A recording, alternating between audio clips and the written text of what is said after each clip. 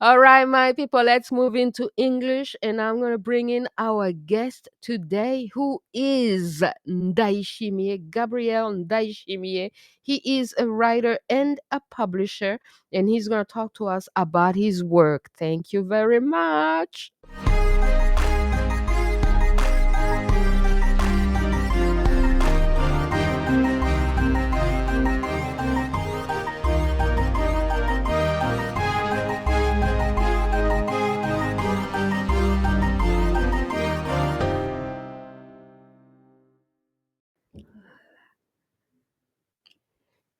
Welcome to the show, Gabriel Ndayishimiye. Thank you.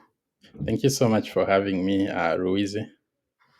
All right. So, Gabriel Ndayishimiye, I was saying that I'm gonna call you Mr. President, because the president of Burundi's name is Ndayishimiye, and your name is Ndayishimiye. So, Gabriel Ndayishimiye, thank you for being here. So you have written this book called let me find okay, tell us about your book. And then I want to tell people too that you are also the publisher. We had David Himbara on the show, and his new book, Our Man is Finished. You're also the publisher for that book. Yes. All right, tell us a little bit about that. All right. So, just a little bit of my background. I'm Rwandan by birth. I was born in '94, 2 months before the genocide. And then we fled the country to Tanzania, and then later on we relocated to Malawi. From Malawi, I came to Canada through a university scholarship. So I did my university studies in Canada at Western Huron specifically. So when I was at university in my second year, I started writing. But mostly my writing revolved around personal issues, around trauma, the trauma of growing up in Zareka refugee camp, and in camps also in Tanzania. And then later on, upon the publication of my Facebook, Run Elvin, I decided to create a publishing company, Live and Books, inspired by my father. My father, who my mother had told me that he was starting to become a teacher. So when I was at university, I wanted to become a university professor. I'm still thinking of pursuing that dream, but just differently because I'm still in academia. I mean, I'm writing different books right now. I'm writing on different topics. And right now, my writing has evolved from the personal. After Run Elvin, I wrote another book that is a personal memoir about my encounters with my father just last year, actually.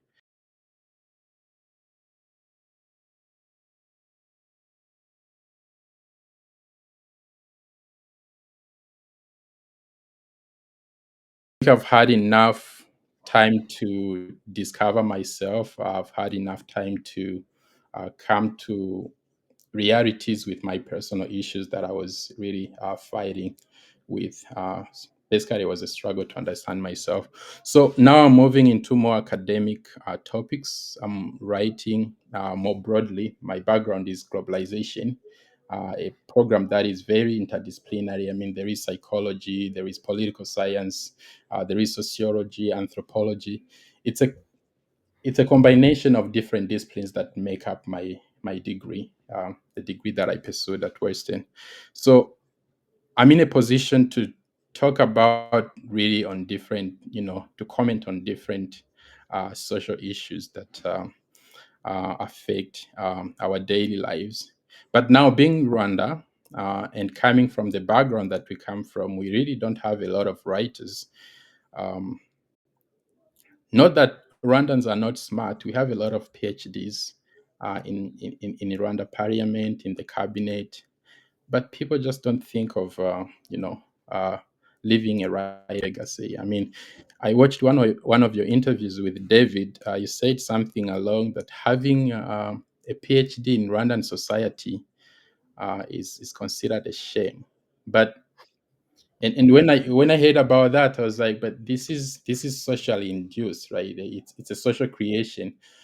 It's not that it's a shame. It's just that the Rwandan society is an anti-intellectual, right? So anyone who critiques, anyone who presents themselves, who comes out differently, the society hates them, right? So and they push them around, they push them outside of social, they push them basically to the margins. So this the case for an intellectual revolution in Rwanda basically comes from that experience, but it also comes from having attended different spaces, either on X, of these people who are trying, you know, who are getting ready to take over from Kagame once Kagame is done. We know that Kagame now has a lot of issues basically on his plate. And you can glimpse into his end, even though he's not yet complete right now. But we know that the end of a dictator eventually is, you know, is either he kills himself. I'm sorry to say so. I hope he doesn't resolve to that. Or it's either one of their military, one of his soldiers shoots him or kills him, or he's ousted out of power, or he will just naturally go, you know, or die like everybody else because nobody lives forever. So eventually Kagame will go, but once he goes, who is going to run the country? So it comes from my many conversations with different elites, Rwandan elites, political elites in exile, right? But also young people, young Rwandan people that I grew up with, who are who also came to Canada through the very same university scholarship that I got. Um, but also observing really other young people who are coming from Rwanda, because here in Canada, I mean, you get them to have people who are coming outside of Rwanda, and then you discover how different, how, you know, it's not like you don't have the same values. You have certain values in common, but you also differ because you grew up in totally different systems, right? A system in which in Rwanda, a system in which it contains thought. It doesn't like people who think out so loud, right?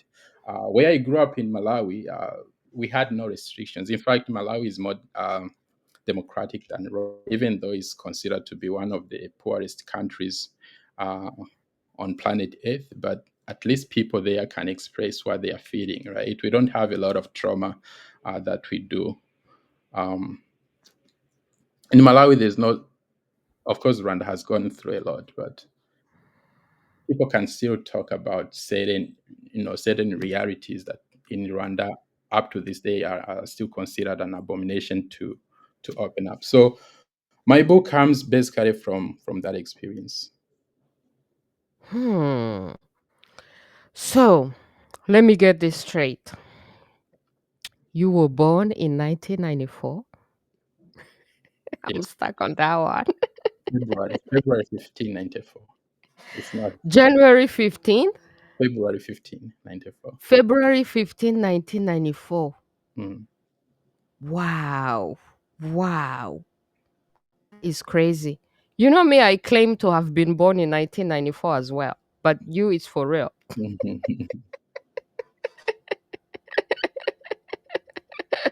I understand where you're coming from. Wow, that is crazy.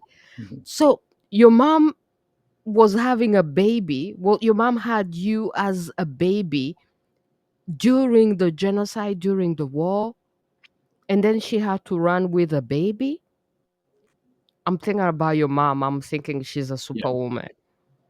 So that's a story that actually I talk about in my book. My first book, Run Elvin, because it talks about that. This is the second edition of the book. So my mother had me when she was still in secondary school. They met with my father in secondary school during their last semester. They were both starting to become teachers. So they were at a teaching college, and I don't know what that would be today. But yeah, so when she went to deliver me at home in Butare, that's where my mother comes from. My father is from Gitarama. Then what happened. The genocide happened. My father was still at school. My mother in a different province, and then we fled. So when we fled, we had no connection with my father. So we lost touch, we lost connection, and so I grew up with my mother until I was 8, and then we left my mother in Tanzania in 2003 because the Rwandans were being kicked out of Tanzania during that time. They were forced for repatriation. And then, but unfortunately, my mother was married to a Burundian man who had also went to fight against, dictatorial regimes in Burundi. So he was part of the army, the Nkurunziza's army. He's, one of the top generals right now in the country. Um, Hold on. Is it Ndaishimie because your name is Ndaishimie? It no, doesn't he's not, make sense. not Ndaishimie, but he works for Ndaishimie. Yeah, so We yes, have Ndaishimie's son over here, eh? no, some people call me. I've had some of my professor, Tracy. She once asked me, "Are you a cousin or somehow related to Ndaishi?" I was like, "No, there's no any kind of connection. It's just that Rwandans and Burundians are same people, right? We have same backgrounds basically. It's just the accent that differentiates, Mhm. but common history." Wow. So you are so young and yet so wise. Is this because of suffering? Because suffering apparently makes people Um, wise. when you grow up in exile, specifically in refugee camps, you learn a lot, right? You learn to fend for yourself. Of course, you have familiar support. You have parents, you have community, and thank God that our African societies are structured, even though they are mediocre or hypocritical, but they still have got a sense of humanity. I mean, we have a saying in Rwanda that says, "Mwana nuwa society," right? It's something along those lines. Mwana ntago ari uw'umwe, so a child belongs to society. So if you're lucky, society takes care of you. And then the world, the universe takes care of you, helps you survive, helps you grow up. But through that, you observe, you learn a lot, you consume a lot of information, and if you are lucky enough to have an education, then you start to understand things that a person who did not really have that opportunity to be in school are exposed to. So you have access to a different vocabulary. You have access to words, right? You have access to books. You have access to professors, people who have are also experienced a lot, and but not only in their personal lives, but who have actually pursued their struggles academically, and they know what they are talking about. So I've learned from different people, right? And I've always made sure that I put myself in a position to learn from people who have or who know much than I know. So, and that's how actually I met David. I met David in 2014 when upon finishing secondary school. So in Zareka refugee camp where I grew up in Malawi, we had an online university. It was sponsored by Regis. It's a Jesuit university in Denver, Colorado, in the United States. So it offers online programs. I was enrolled there as a student. I was pursuing liberal arts. So through the internet, we had access to internet. That was my first time to use a computer and to use internet. And then I started following. I've always been, politically interested in to know what is happening around me or in Rwanda. Um, and so I started reading, Ikazi Wachu, different kinds of news, inyarwanda.com, Igihe, different newspapers that were pro Kagame and others that were also operating in exile. And unfortunately, during those years, that's when people were becoming very vocal about Kagame's um, killings outside of Rwanda. There was the case of Patrick Karegeya, and that's how I knew David. But I didn't know David until then, right? And then he was writing. He was publishing his articles on is it Medium, yes, Medium. So every time I was waiting for him to post, uh, when I got the sponsorship to come to Canada in 2016, the first thing that I did, knowing that David was now in Canada, I reached out to him with a proposal to gain some mentorship. So that was my first semester at Huron. I asked my professor. So at Huron, there is a program called CAR, Center for Learning, Undergraduate Training Research. So basically, they give an opportunities when you're going in summer. They give students an opportunities to carry out independent studies, right? And then they give you a grant of 500. At that time, it was $500. So I wanted to, to have that experience, but I also wanted to be mentored by somebody, either a professor who had taught me in one of the development classes in my first year. And then I reached out to David with a proposal. I was interested in Africa's economies, and I was still an undergraduate student. I didn't know so much, and David offered. He was on Facebook, right? That man is God sent.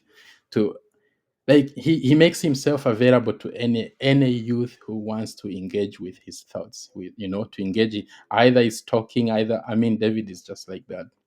So he said, "Son, I'm going to help you in any other way you want. And then I'm also going to work with your professor." So I ended up not getting the scholarship, the CAR scholarship, because my research proposal had so many issues. Right, I was still broad, like I was still thinking out broad and narrowing down my questions to what it is really that I wanted to accomplish in a span of 3 months. Was very difficult. You can understand, if a first year student, you're ambitious, yes, um, but there is a lot of things that you still don't know about research and academia and all of that. So yeah, that's how we started talking with David.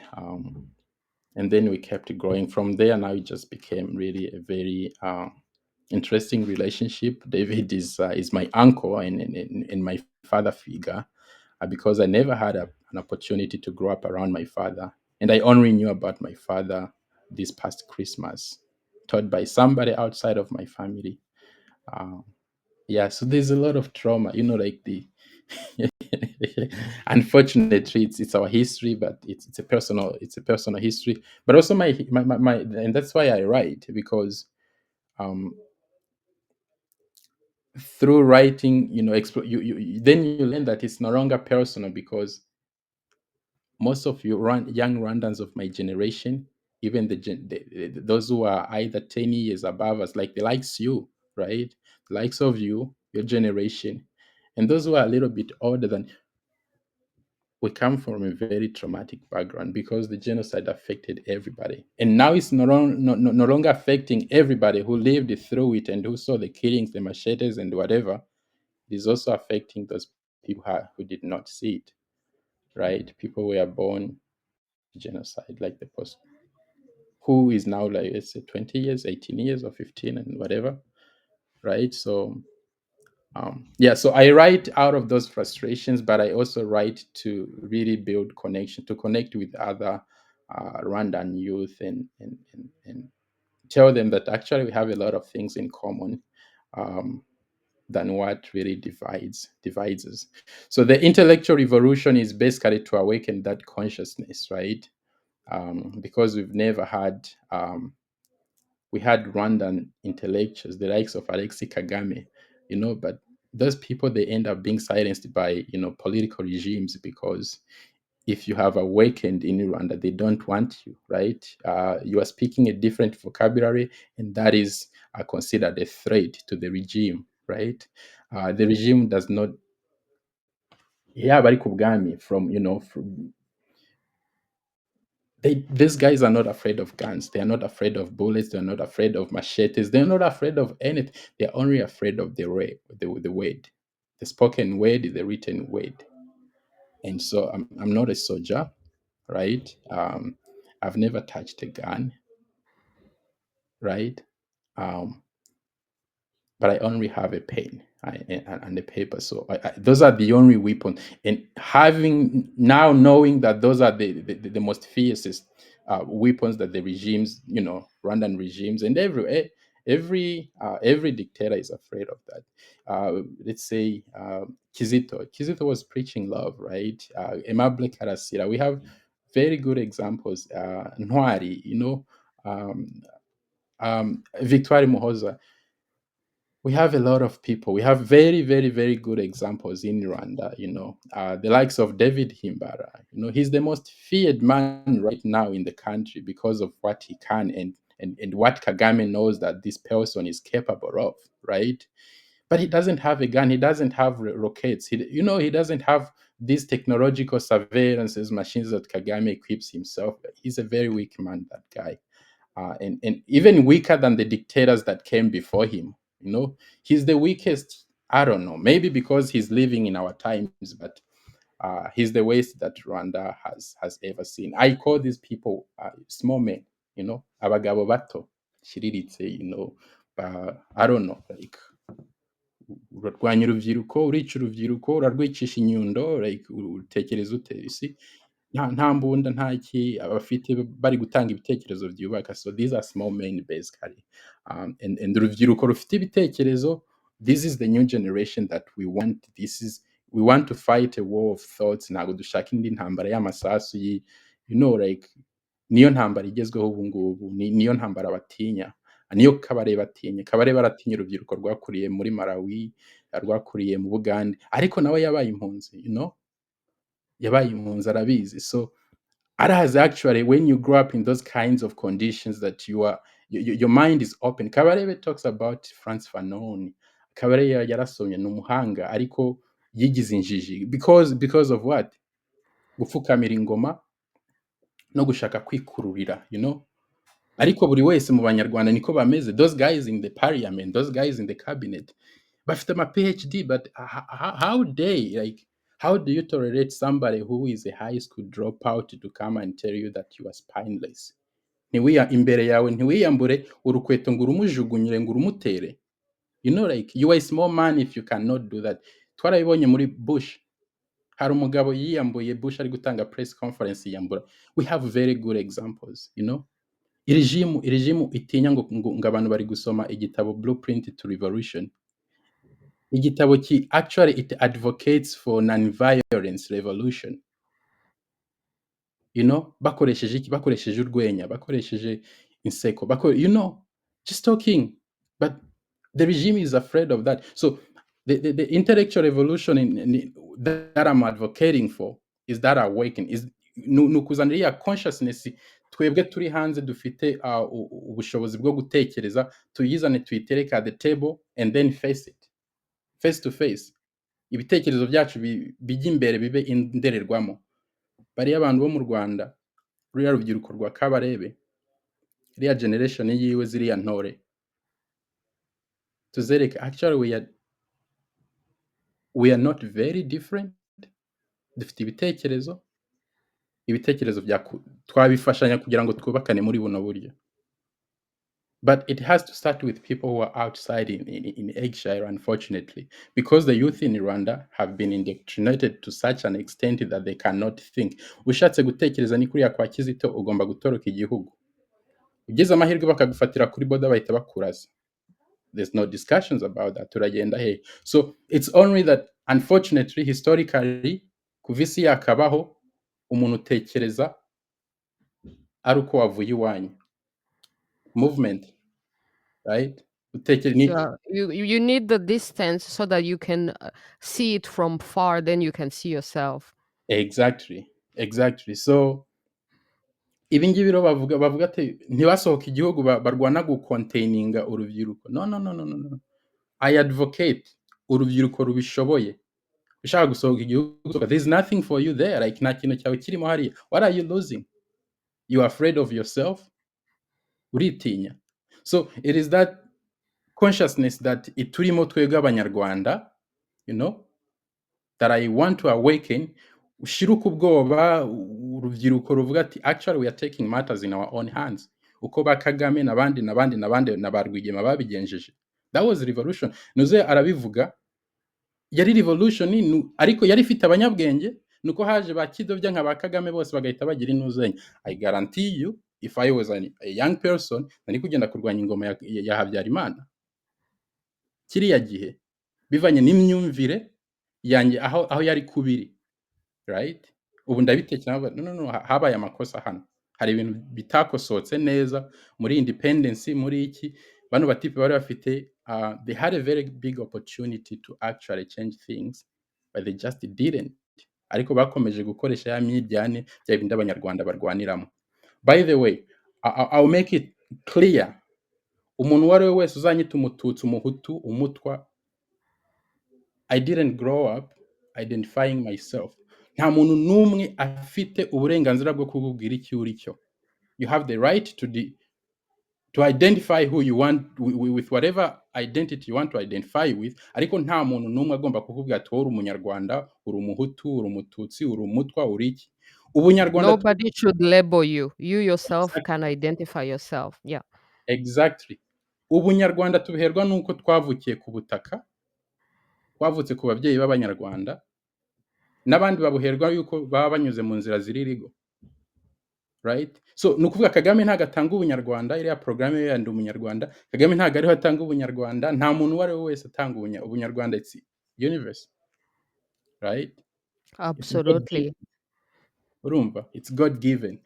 So it is that iriya iyi mitekerereze niyo nshaka kuzana on the surface, because it's already there. Tubivuga ariko you know, like urabivuga buri munsi hano, but they're just not enough courageous people to say actually this guy, uyu muntu ari kuvuga ibintu bifite sense. Natangiye gukurikirana ngeze hano muri Canada, you know, publishing igitabo ba Misago actually yabaye umwarimu wanjye mu nkambi. He was my teacher.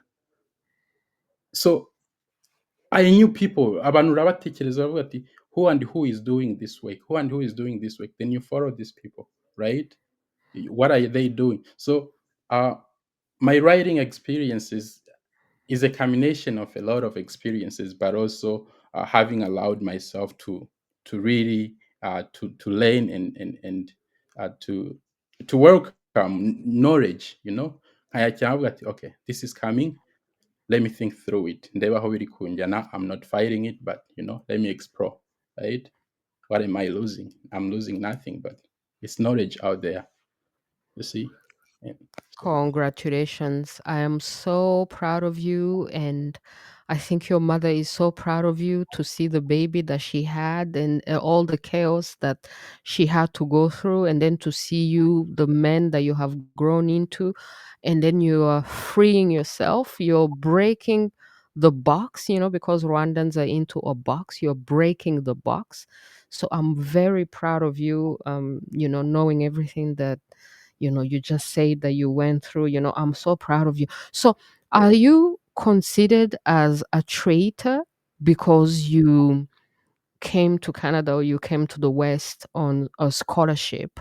And then, when you come here sponsored or on a scholarship, you are expected to be grateful and to become a servant of the Kagamistan. I call it the Kagamistan in Rwanda, to emphasize on the fact that Kagame has hijacked Rwanda and made it his personal property, to separate Rwanda from the Kagamistan.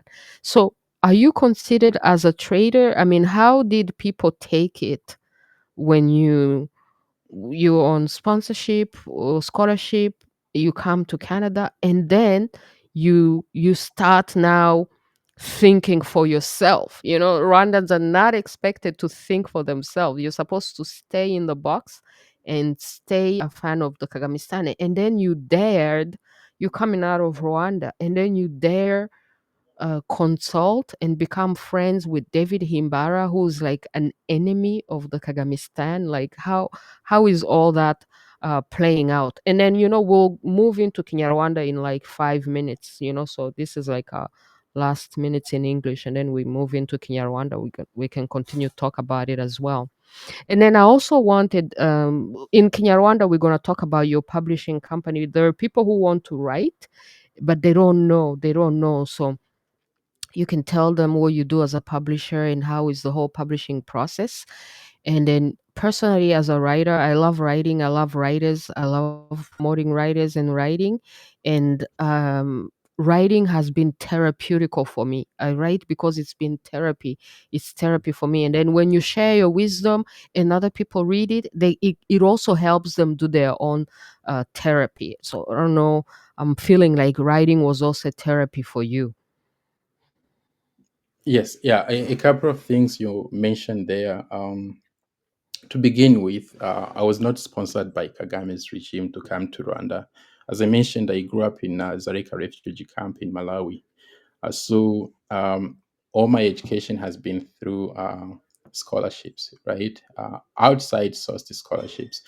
In no way am I advertising for this organization, World University Services of Canada, but I have to be thankful that they gave me that opportunity.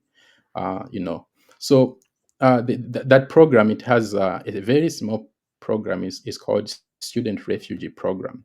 So it sponsors different young refugees from different countries. Some are coming from Pakistan, others are coming from Syria, others are coming from Benin, others are coming from Malawi, others from Kenya.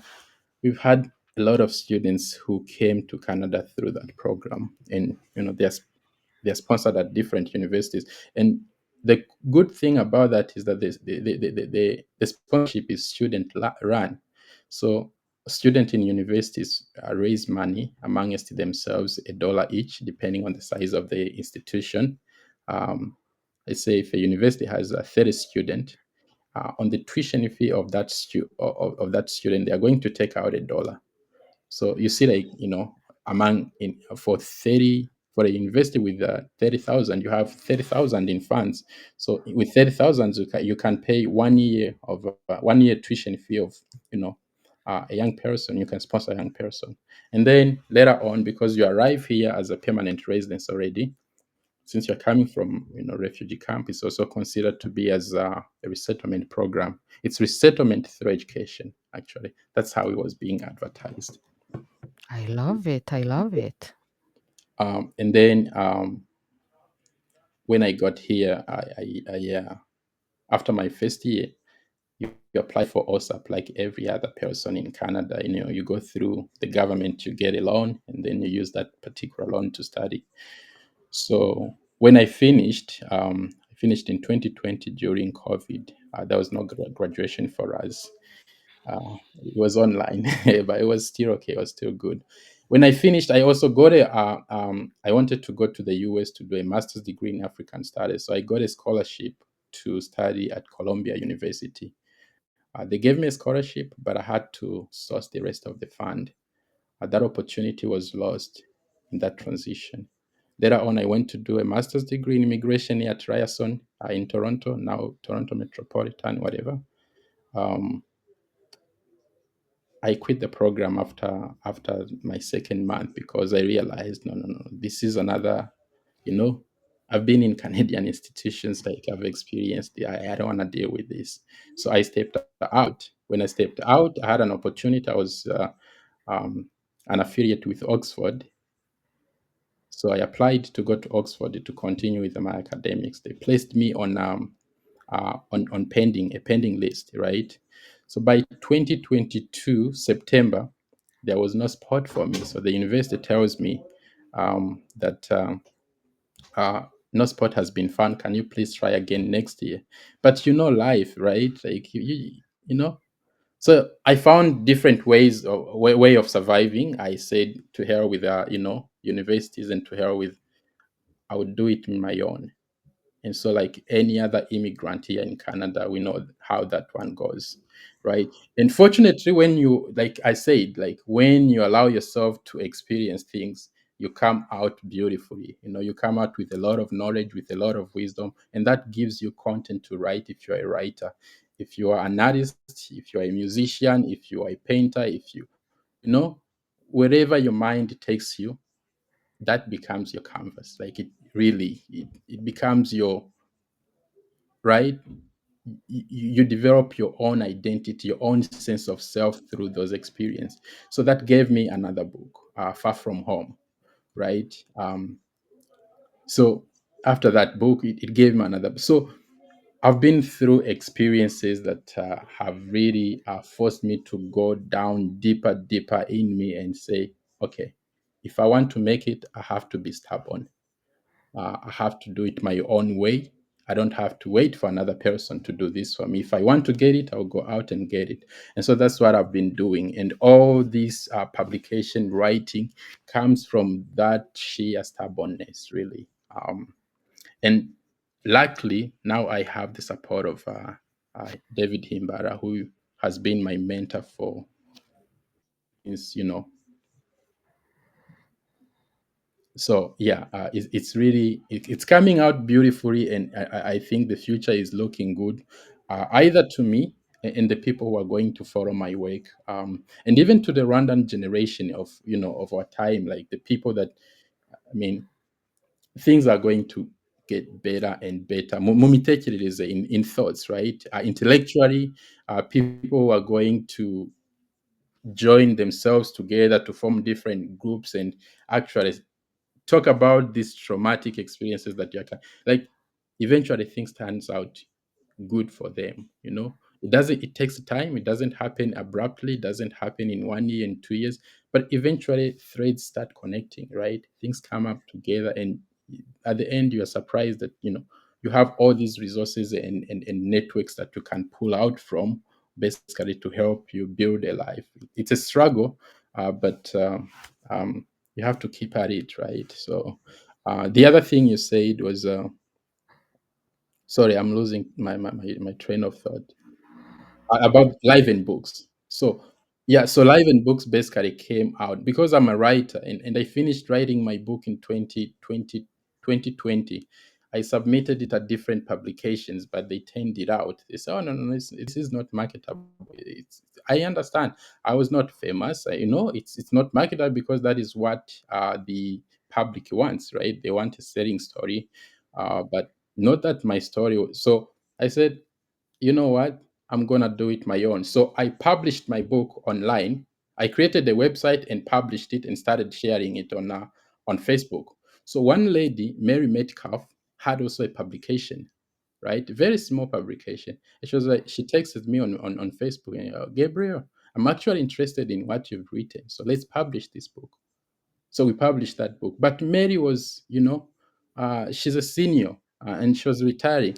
And then when I quit school in Toronto, I proposed. That was 2021, towards the end of the year. I proposed to Mary. I said, since you are uh, almost retiring, how about I continue this publication? She said, no, you don't want to do this. Do your own, and I'm going to support you, right? So the publication was born like that. David came on board in 2023 during the summer. And we've had different conversations. Like he's really like you've David, like you've experienced him. You've been in. I love David too. He's a great man. He's a great man. We're so lucky to know him and to have him. Yeah, yeah. So he started basically mentally. The first thing he told me was like, "Go read Steve, this guy who created computers. Is like, go read his book." I went to the library right away. And then I discovered a lot of things. I mean, to do a great like to do something great, you don't have to. Ntabwo ugomba kuba uri umwana wa Kagame. You don't have to be a child of Kagame. No, no, no, no. Actually, Kagame's kids have accomplished nothing.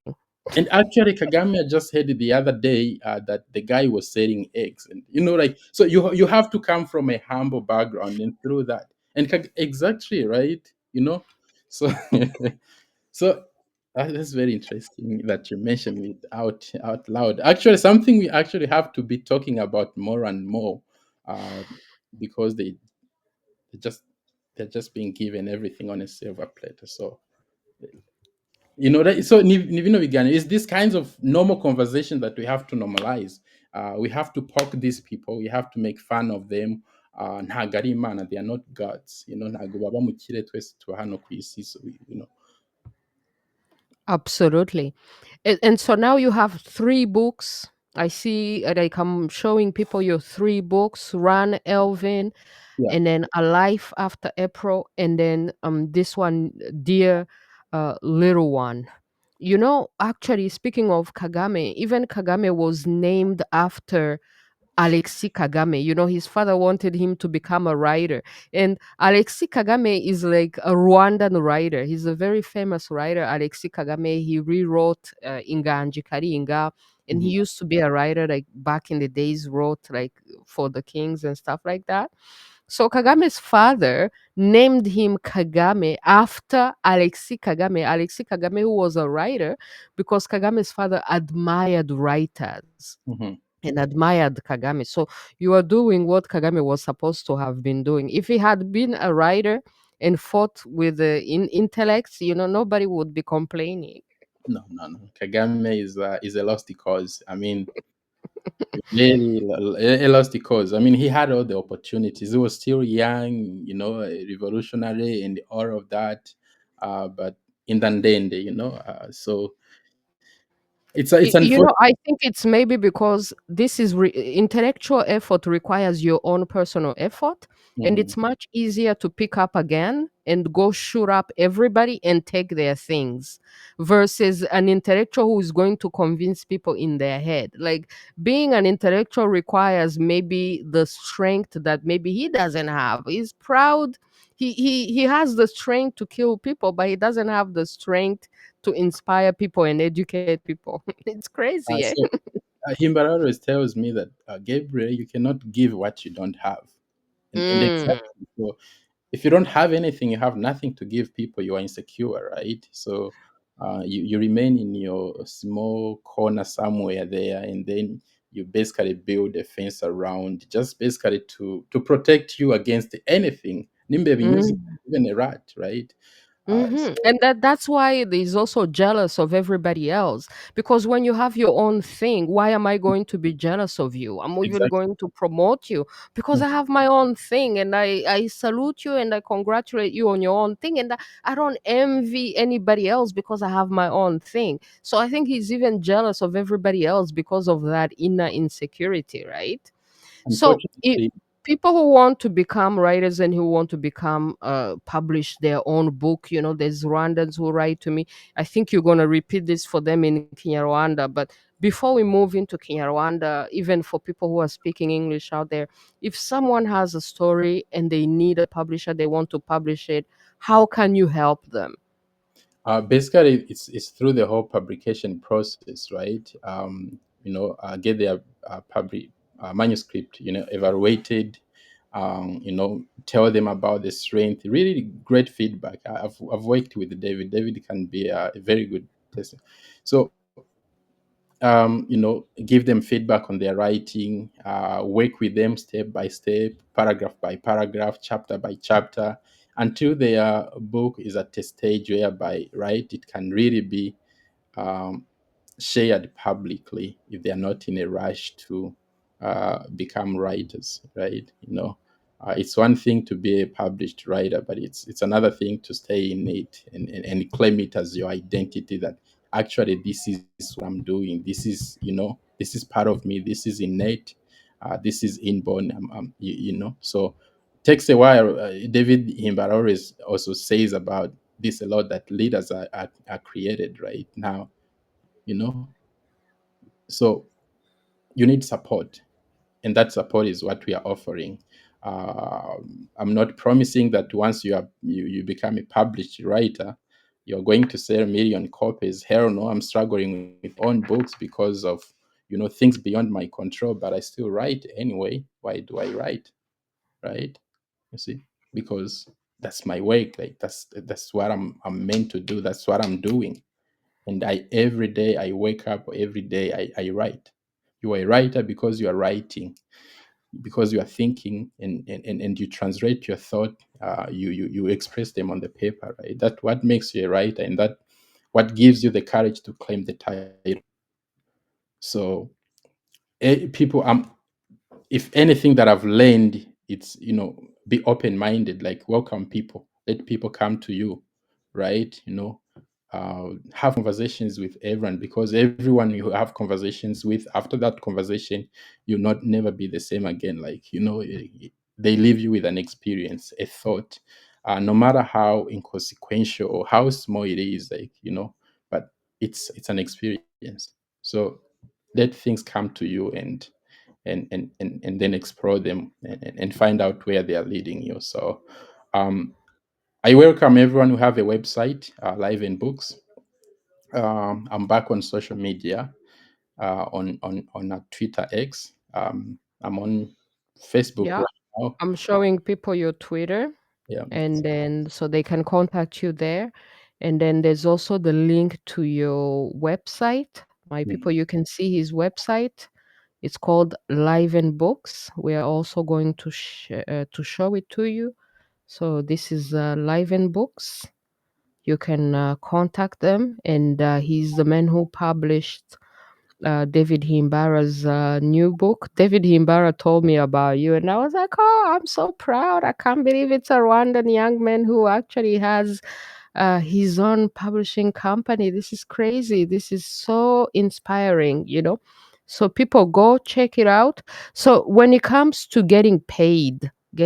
So if a writer publishes their book with you, how do they get paid? Do you own the copyright, and what's the percentage of the pay for the writer? So we are not a traditional. I wish we were a traditional publisher, and that was the intention, because we started Live in Books as a non-profit organization. The aim was basically to secure grants from either uh, Ontario Arts Council or Canada Arts Council, right? Or London Arts Council, because I live in London, Ontario. But there have been a lot of issues with that, because I'm still building my profile, and people are still struggling to understand what I'm doing, right? I'm still small. So if I had the idea, the framework that we had built was that through those grants, we are going to be paying writers, right, to give us their manuscripts, and then we traditionally publish them. But what actually we have achieved, we have secured CPI, right, with Archives Canada. So once we publish a book, we write it to Archives Canada. They give us the CPI. So What's a CPI CPR? is a cataloging in publication. So it is that number, like the contact page, like the copyright Like page, the ISBN? not the ISBN. Mm, Uh, the copyright page has got this little box here. It's mm, called the mhm, cataloging in publication. So mhm. this one is provided by Archives Canada. What makes a traditional publisher? It is this, right? The cataloging in publication. Because once you have that, the library then can catalog your book anywhere in Canada, anywhere across. So you publish a book, and then they once you give it to it goes in the archives of their database, and then the libraries are notified that we have this new book, and then they go and, mind you, libraries are into anything, right? So long as it's properly approved, right? If it goes through channels, and because libraries are all about stocking information. Like the Western, not only in Western, even in other countries, they know how knowledge. No, knowledge is power, right? Unfortunate, it's very unfortunate that in Rwanda we fight, but actually Kagame uses it for to pursue his own purpose. It's not only Kagame, but even the regimes after him. Intellect, right? All those departments that they created, they're always collecting intellectual properties in knowledge, basically. And what is knowledge, really, right? What is knowledge? Na magambo turi kuvuga, even what we are talking about here, this is knowledge. Kagame is going to look at it and is like, oh shit, there goes another person whom I'm going to kill the next day, so that so this is knowledge. Like, this is how they use this, you see. So knowledge is really out there. It's everywhere, but you just have to seek it, and then you know study it, and then use it basically to pursue your own personal interests, and see where that takes you. Absolutely. Thank you so much. So, is there something that you want to say in English before we move into Kenya Rwanda? So people can contact you on your website, on Twitter. Is there something that you haven't said that you would like to say before we move into the Kenya Rwanda section? It's just that I have a YouTube account through which people can follow my writing, because I know that my writing are not going anywhere anytime soon. So instead of writing them and keep them in my closet, I write them and then I make an audio, and then I publish it, until just to share knowledge. It's basically creative work. I'm not getting paid in by any means. If anything, I'm just basically building readership and helping other young people see that you can do it. You can start from scratch and then develop from there. Support is going to come along the way, but you have to get started. Absolutely. I'm showing people your YouTube channel as well. And then you do the audio books as well. You are giving the book in audio for free. And so people go subscribe on his YouTube channel. This is his YouTube channel, Gabriel NDAYISHIMIYE. Go and connect on his YouTube channel. And he even did videos with David Himbara's book. I read some of the chapters on your channel because you have it, in audio. This is part of our culture. Our culture, people love audiobooks more than reading the book itself. So it's a great idea that you have to put it in audiobooks, because even culturally our people prefer audiobooks to written books. Mhm, mhm. It's very convenient that way. And the other thing is that I'm publishing David Himbara chapter by chapter. So a lot of people don't understand my work, because yeah, it's very complicated. Like, things like it's mainstream, right? I mean, you're a writer, you know how mainstream media. Actually, I watched one of your interviews whereby you're talking about your problems with mainstream culture, how people try to sideline you, and then you have to do it your own way, no matter what.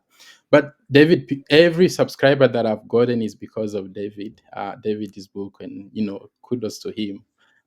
So I'm publishing chapter by chapter, chapter by chapter, and through that, as I said, when you're offering a service, through that I get also an opportunity to sneak in my own writing. A few people go there and some are interested, like, actually this guy is, you know he's contributing intellectually, or in whatever. But my main focus is that people should first read David Himbara's book, because that is going to open them to who Kagame is. Now my fight is really Rwanda. I'm fighting so that we claim the land. We expose the man, but we also expose other dictators who are going to come after Kagame, because knowing Rwandans for who they are, I don't think dictators are going away anytime soon. But we who are educated, who have got a little bit of knowledge, and we who also, you don't have to be very educated like to fight a dictator or to have common sense. Like, you just have to be courageous enough to poke fingers and to name what they are doing.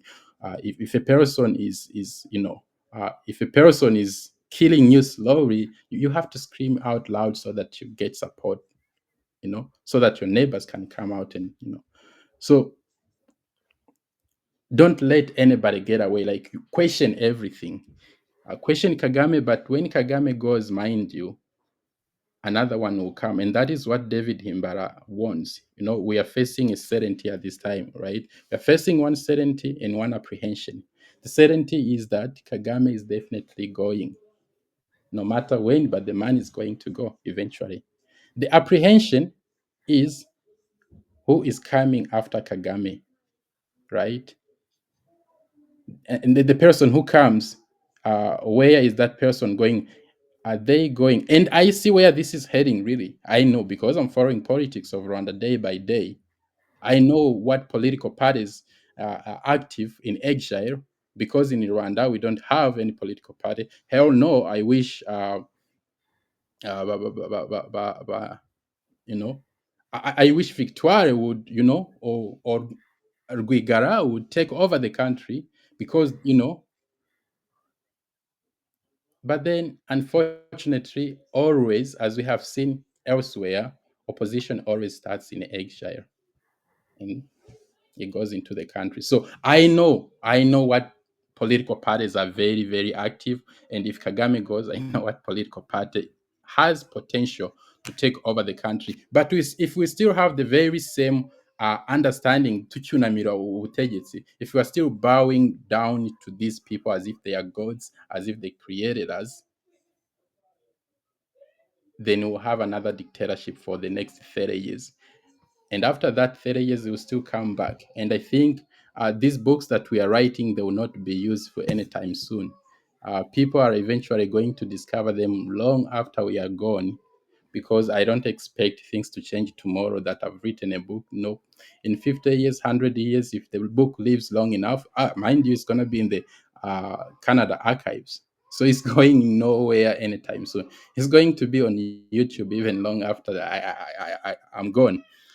Kagame killed Kizito. Kizito is even stronger right now than when he was alive, right? So Karasira is in the prison, but he's even more live, right?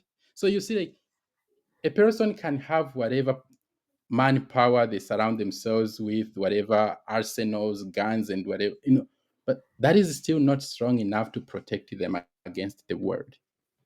Jambo mbere hariho jambo jambo yigize umuntu. So we have to understand all those theological connotations that ijambo, like, it's really powerful, and if we take it strong, if we take it serious enough, we can oust Kagame, but we can also build a nation that another person that follows Kagame is actually more afraid of the people than of the soldiers that surround him.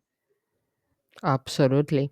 I think you may enjoy my new books because I talk about know thy divine rights, Mhm, and it's about empowering people. If you know your divine rights, you're going to become much more powerful and mhm, you'll be able to act because you'll be able to see that you have divine rights and you can practice them on this planet and live free. And you cannot be oppressed if you have that knowledge. Like the exactly. spiritual power that is required Mhm, mhm. to Let's have stand a up. about your book in one of these coming days, when it's published, because I hear you're publishing in July. I'm following you, but I feel I'm up I'm up to date on what is happening with these people who are fighting our man. So yeah, let's have a very great conversation on your book. I look Absolutely. Thank you very much. All right, so let's move into Kinyarwanda and then we can continue to talk about it. My people, mukomere mukomere cyane. Uyu munsi turi kuwa gatandatu ku itariki ya gatatu z'ukwa gatanu. Harya ukwa gatanu kwitwa ngo iki mu Kinyarwanda? Gicurasi 2025. Turi kumwe n'umujene hano witwa Gabriel Ndayishimiye. My people, akaba ari umwanditsi, akaba ari n'umupublisher, ari n'umuntu utangaza ibitabo. Uyu munsi rero agiye kutubwira gatoya ku mateka ye, anatubwire n'ibyo akora. Ari hano muri Canada hamwe nanjye.